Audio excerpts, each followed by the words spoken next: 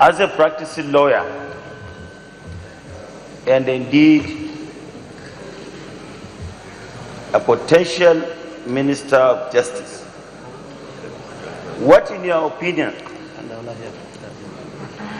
what is your opinion on several calls by Nigerians that the office of the of Attorney General of Nigeria and that of the Minister of Justice should be separated? Thank you very much. Senator Tinubu. Thank you, Mr. Chairman. Distinguished colleagues, my name is Senator Oluremi Tinubu, representing Lagos Central. Mr. Honorable Minister nominee, my question, because I listened to you during the introduction, you seem to be a man of many parts.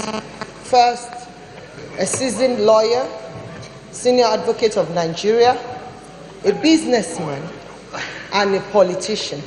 You even mentioned that you had a stint by wanting to contest, or you contested for your state for governorship.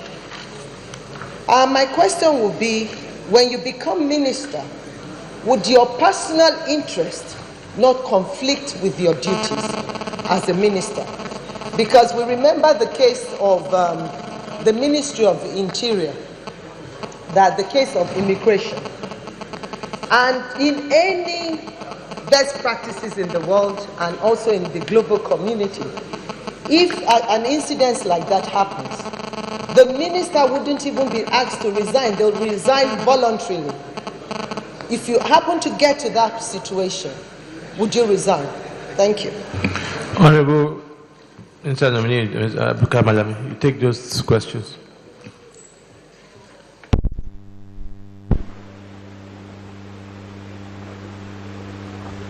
Yes. Your Excellency, the President, Senator David Umaru asked a question on the practical steps for the reform of administration of justice. Well, I have to look at the reform's possibility from the antecedents of the administration of justice in this country. Way back before the independence, our legal system was completely imported.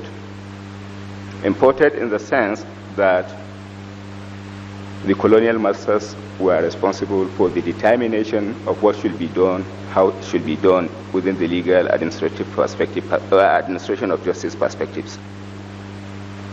With the independence, the power was vested on Nigeria as an entity now to decide for itself as to what law should be made at what time and at what point.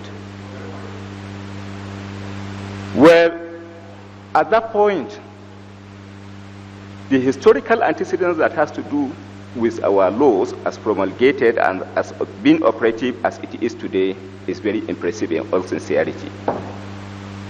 Our penal code, for example, has been in existence for a period of 50 years without any amendment made to it.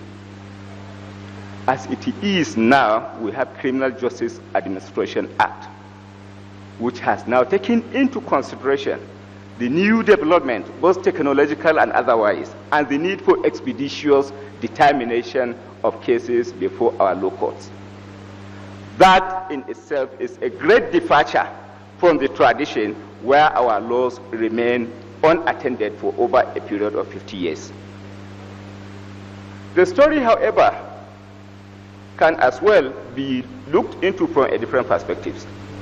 There is a lot to be desired. The criminal administration of justice, which is one piece of the developments to the administration of justice, cannot in its own right be effective enough in terms of development without the supporting legislations that will now assist the development of the law or administration of justice. Distinguished senators, there are pending before you other legislations that are intended to consolidate on the development of the justice sector, which have remained unattended over a period of time.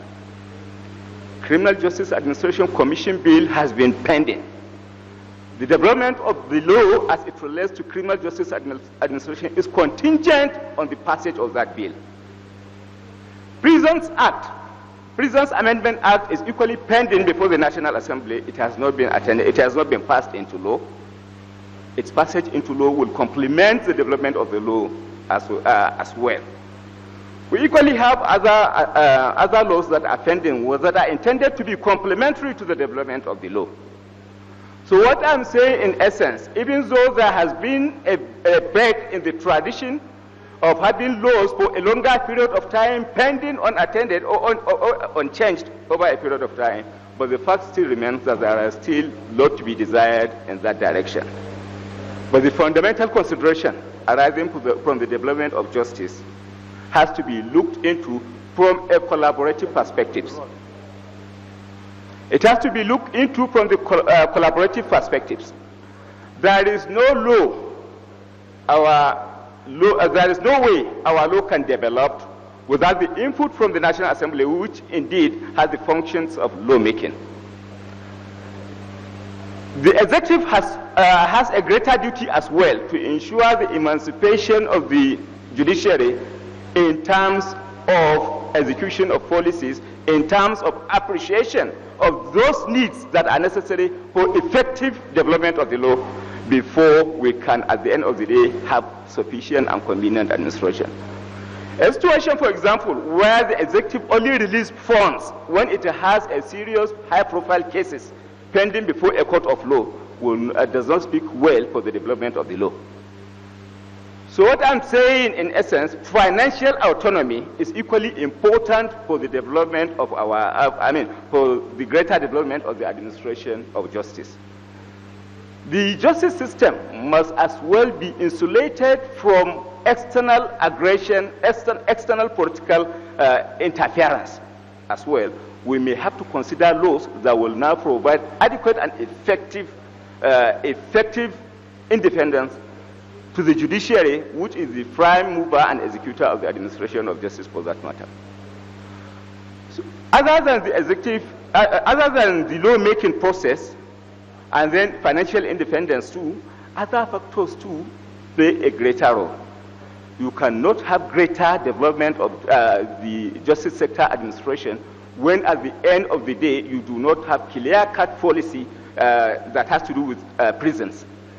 Prisoners get into prison, coming out of it after a longer period of time without having any skills acquisition in place. Our constitution as well, in all sincerity, has contained a wonderful clauses, wonderful sections that now assisted in the development of the law. If you look at section 35, for example, it does not allow for incarceration or detention of people longer than a period of 3 months. So if the lawyers now comes to the aid of the justice administration system by way of filing relevant applications when person is detained longer than necessary, that in its own right adds up to the development of the administration of justice. So by and large, I must say that there are indeed greater developments that has taken place, that have come into place as it relates to the development of the administration system, administration of justice, but yet there is a need for greater collaboration between the three arms of government, and indeed the need for effective facilitation of the development through lawyers who are supposed to now ensure that those developments that are embedded in our constitution, embedded in our statutes, are now exploited and brought to light and then put to use as well.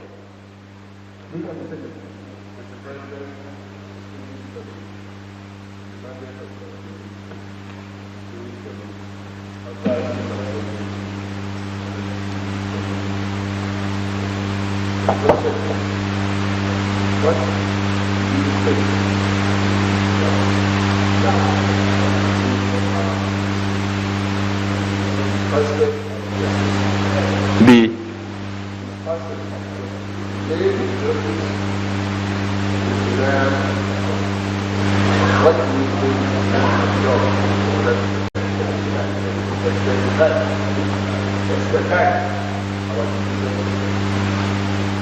Well, in our Constitution, for example, as I was saying, Section 35 of the Constitution, the fact that lawyers and the judiciary are not left on their own in the determination of cases, they are required by law and by the Constitution that certain steps should be taken as in timeline process as it relates to the administration of justice. I think there are a lot of provisions in the Constitution and in the Justice Administration Act that have now facilitated the administration, the quick dispensation of justice. For example, by Criminal Administration Act, a criminal case has to be concluded within a span of 180 days. That, I think, are some of the key issues that need to be incorporated into our laws. We look into the existing laws, see how delays are now accommodated by the laws, and then we keep changing, we keep amending the laws to now bring about the expeditious determination of cases through the act of amendments, periodic amendment for that matter. Thank you, Mr. Malami. Thank you. Leave the weight of the Senate and the nominee can take the bill down.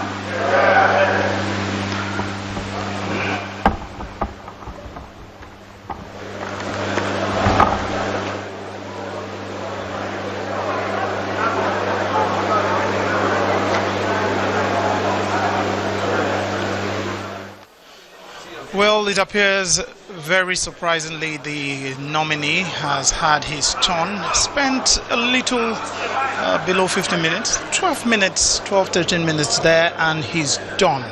He's taken his bow and he's walking out. And after the two sessions, the first and second nominee that were on spent over an hour, one would have expected that that would be the case here, but that is not the case. Well, I can also tell you that as he makes his way out of the chamber, the next person that will be coming to take his turn is the first former senator of the day.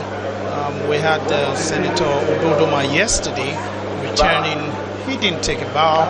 We'll now check to see whether today this senator will have that privilege accorded to him.